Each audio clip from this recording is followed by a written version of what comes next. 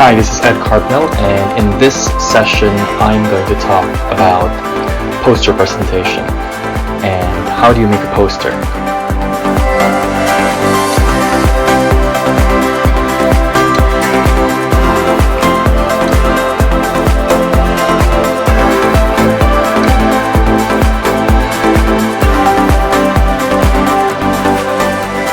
So recently, I went into this nursing conference, which is a world conference. It was held in London, and I was making a poster about a project on quality improvement.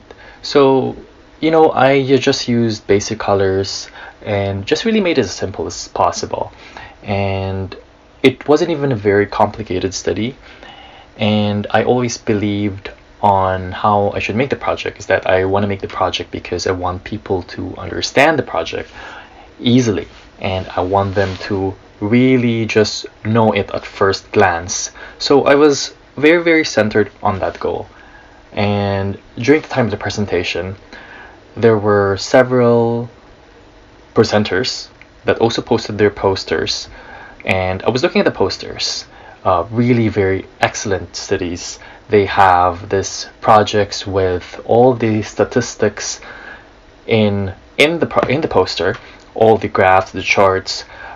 Just really very, very amazing because of the complexity of it. That I know that those were really very, very difficult to make, but at that point when I posted my poster, of course I was still proud of my poster.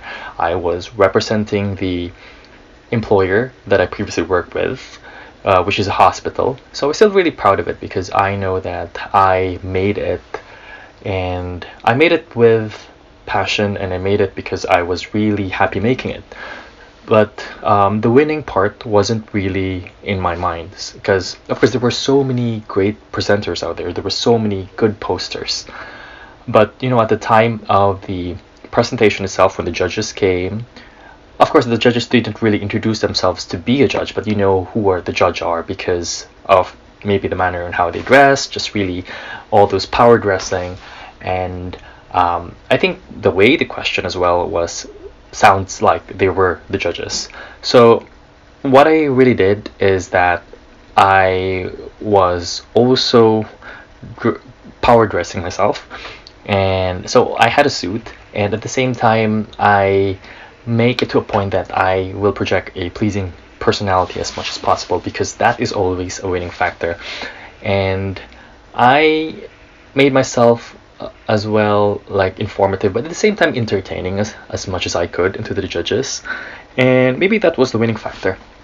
Aside from the poster, maybe that was also the winning factor.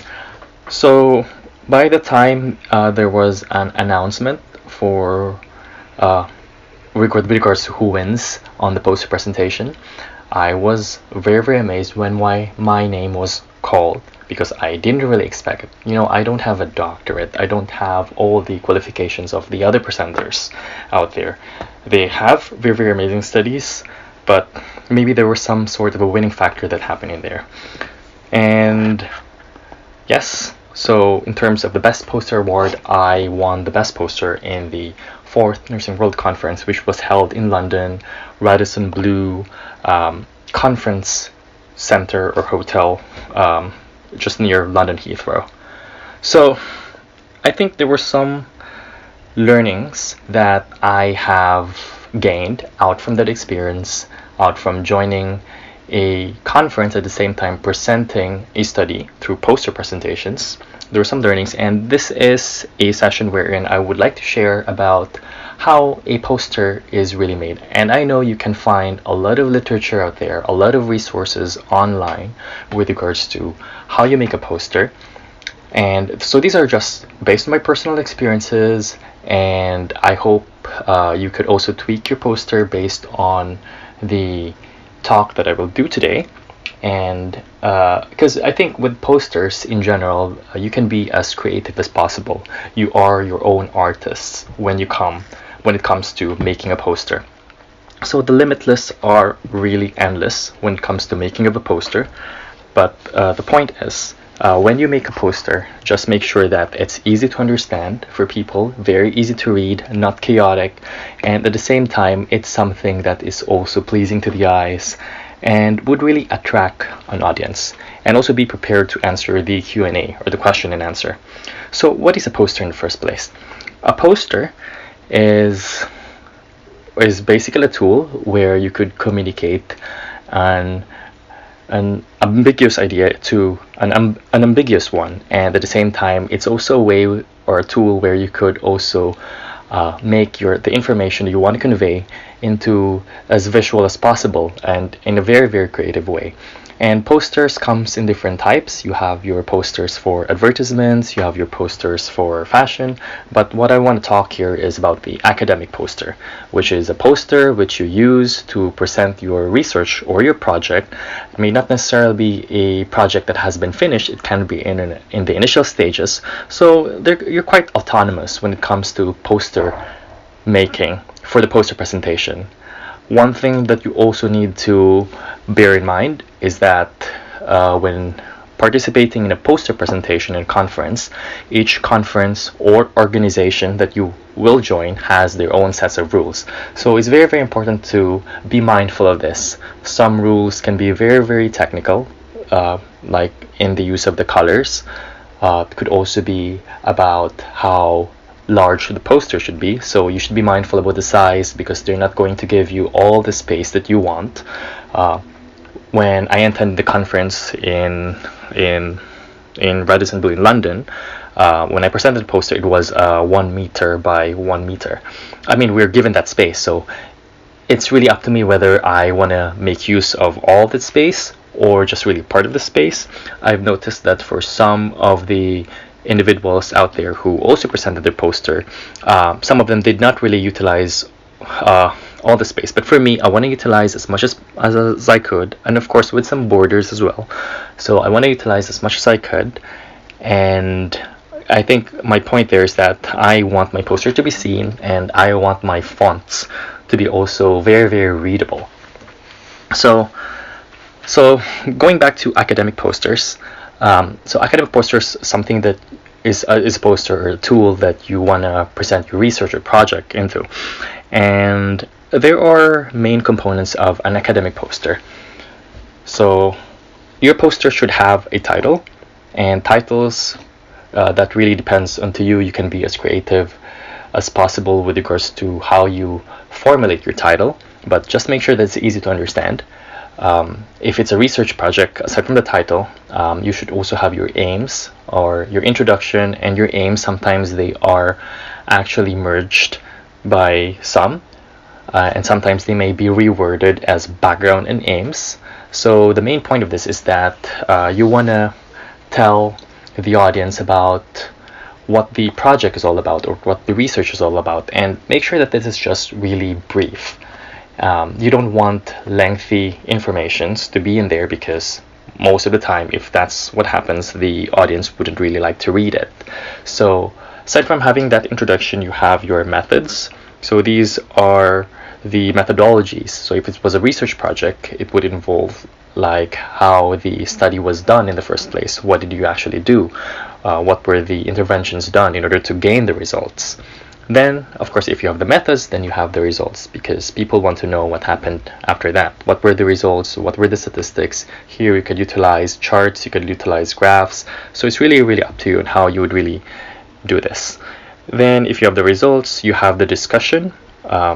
So you want to discuss about the results. What were the learnings that you have gained out from those results? What were the analysis out from those results? And then you have your conclusion. So it means like, have you answered your research question? So you just really indicate over there. And then you have your references. Now, with regards to references, be careful with references, because sometimes references can be very, very long. And I know when you conduct a research study, you may have very good sources, and then these good sources, when you try to itemize them, they might be really lengthy to put on into the poster, because you have so many references. Let's say 40 references, sorry about that, but you're not going to write them all together in that poster. So you just choose the main references that you have actually used for the poster, because you don't really have that luxury of space. And now those are, told you about the components of an academic poster, and now I think it's just easy to structure a poster out from there. Now, I know I've told you about the specific terminologies like methodologies or the results. Sometimes you may have to reword this if it doesn't really apply, because sometimes when you do a poster presentation, it may not necessarily be a research project. It may be because you develop a service in an organization and you want to present a poster out from that. So you don't really have to use methods as your heading. Sometimes you could say like, why was the service open? And you have bullet points out from there. It's very, very important to also use bullet points on a poster, because a bullet point would make it very, very easy to read.